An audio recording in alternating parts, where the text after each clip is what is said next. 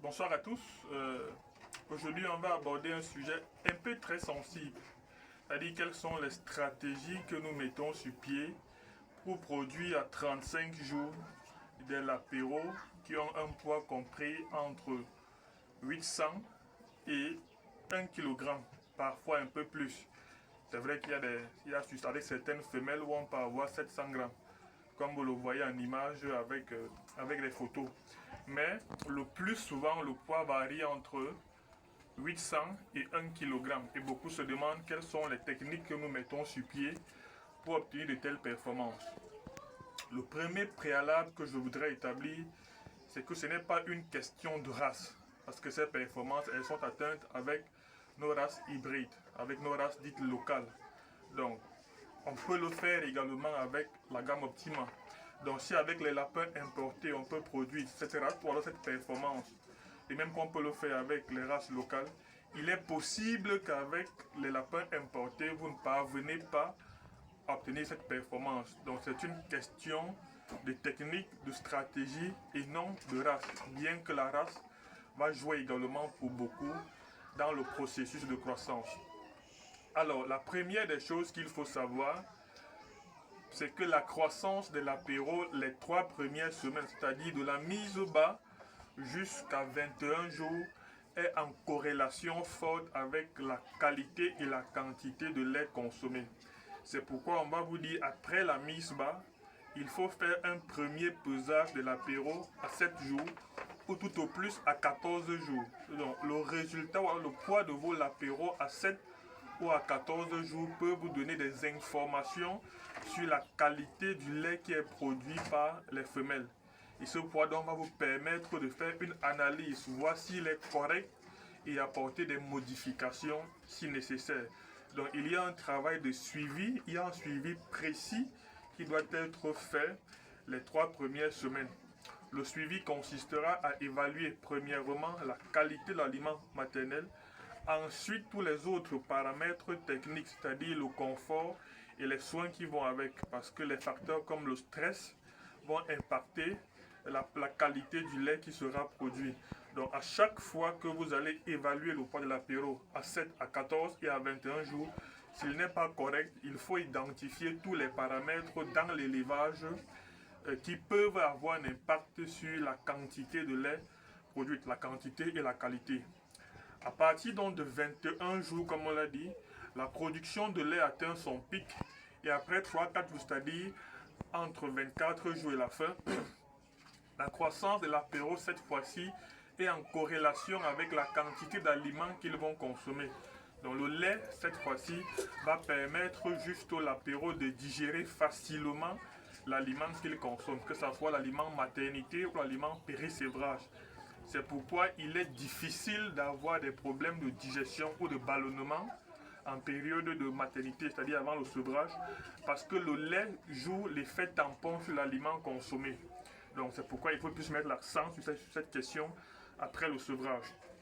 Mais comme je le disais, donc la croissance, elle va être fonction de la quantité d'aliments consommés. Alors généralement, on a rencontré des éleveurs qui donnent ou alors qui servent 300 grammes de lapin, 300 grammes d'aliments pour lapine allaitante de la mise bas jusqu'au sevrage. C'est une faute parce qu'à partir de 21 jours, les latéraux ont une quantité d'aliments consommés qui doit être connue, doit être évaluée en fonction de leur poids. Donc pour une portée par exemple de 8 latéraux, comme ce que vous avez en image, à 21 jours, il faut prendre le poids de ces apéros à 28 jours et associer à ces derniers la ration qui correspond à ce poids. Je prends un exemple pour me faire simple. À 21 jours, on a de l'apéro qui pèse pratiquement 500 grammes. Donc vous devez faire la pesée et voir le poids. Donc s'ils sont 8, il faut évaluer un apéro de 500 grammes. Il est supposé consommer 40 grammes d'aliments. Donc s'ils sont 8, ça suppose qu'il faut multiplier la quantité d'aliments dans l'apéro par tous les 8, alors par le poids moyen. Ensuite, associer à ça la ration de la femelle.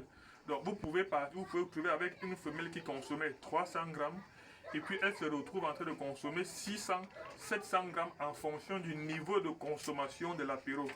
Maintenant, une fois que vous le faites, il faut évaluer la qualité de la consommation. Alors, il faut évaluer l'ingéré de cet apéro.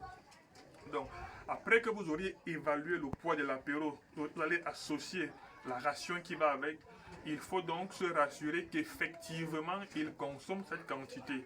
Donc, chaque jour, vous devez évaluer, vous devez mesurer la quantité servie, mesurer la quantité consommée et voir ce qui reste. Essayez de voir pourquoi est-ce qu'ils n'ont pas consommé exactement ce qu'ils doivent consommer.